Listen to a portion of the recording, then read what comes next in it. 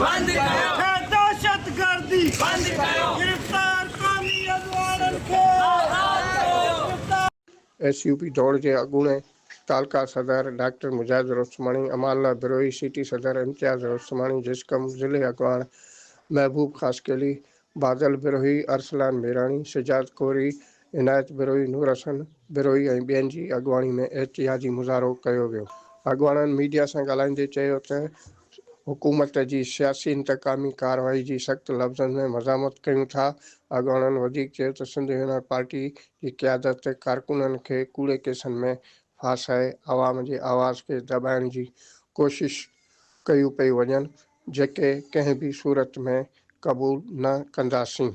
हिननि वधीक चयो त डॉक्टर ज़ैन भुट्टो समेत क़ौमी कारकुननि जी गिरफ़्तारियूं जमहूरी क़दरनि, इंसानी हक़नि ऐं आइन जी भञकड़ी आहिनि। सिंध यूनियन पार्टी सिंध जे हक़ में वसीलनि ऐं ख़ुदि मुख़्तियारी लाइ जदोजहद जारी रखंदी ऐं कंहिं बि ॾाढ आॾो झुकण वारी न आहे। एहतिजाज कंदड़नि मुतालबो कयो त डॉक्टर ज़ैन भुट्टो समेत समूरे क़ौमी कारकुन खे फ़ौरन आज़ादु कयो वञे।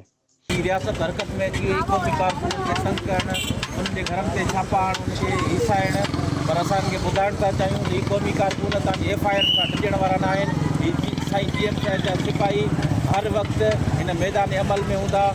घर जे मथां चढ़ाई करे उनजी चादर चौधी वारी खे फ़क़ति इस्तेमालु करे हिन रियासत जी जेको आहे दहशतगर्दी जो हिकु लेख ॾेई रहिया आहिनि। असां सम्झूं था त इहा इंसानी हुकूकनि जो जेको अलमबरदारनि खां पुछण था चाहियूं, हिन जमहूरियत जे दावादारनि खां पुछण था चाहियूं, हितां जे इंतिज़ामिया खां पुछण था चाहियूं त असां पुरअमन क़ौमी कारकुननि जो जेको आहे बिला जवाब गिरफ़्तारियूं छा साबित करणु चाहियो था।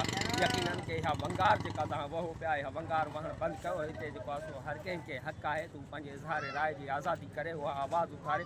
इन जे असां जेतिरी बि जेका आहे मज़म्मत कजे उहा घटि आहे। समूरे सिंध मां गिरफ़्तार थियल क़ौमी कारकुननि खे फिलपोर आज़ादु करे ऐं उन्हनि मथां कूड़ियूं FIR ख़तमु कयूं वञनि। सिंध यूनाइटेड पार्टी तालके दौड़ पारां ही पुरअमन एहतिजाजी रैली जेको रेलवे स्टेशन खां सिंधी चौक ते पहुती आहे। तव्हां सभिनि खे ख़बर आहे 17 जनवरी खां अॻु ऐं 17 जनवरी ते ऐं 17 जनवरी खां पोइ ही रियासती इदारनि जेको क़ौमी कारकुननि मथां जेका कूड़नि FIR जो सिलसिलो ऐं गिरफ़्तारनि जो सिलसिलो शुरू कयो आहे, जंहिंमें सवे क़ौमी कारकुननि क़ौमी अॻुवाणनि मथां, असांजे लीडर मोहतरम से ज़ैन शाह मथां ऐं काफ़ी क़ौमी अॻुवाणनि मथां कूड़ियूं FIR दाख़िल करे हिते हू सम्झनि था त हिननि कूड़नि FIR जे करे हितां जे क़ौमी कारकुननि जी जेका जिदोजहद आहे असीं हुनखे ख़तमु कंदासीं। ॾिठो 17 जनवरी खां वठी पुलिस जेका कमदारी करे पई पीपुल्स पार्टी जी, साईं GM साहिब जे सालगिरह जे करे सॼे सिंध अंदरि क़ौमी कारकुननि खे गिरफ़्तार कयो वियो।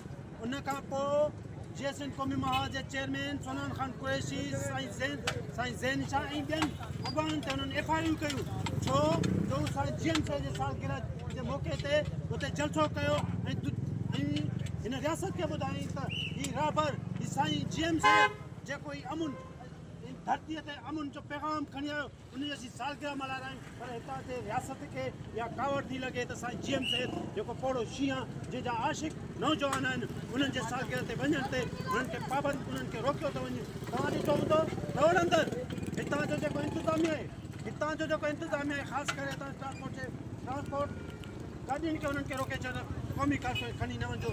कैमरामैन टीम सां गॾु उमैद अली पंवर, डिजिटल कोशिश न्यूज़ दौड़।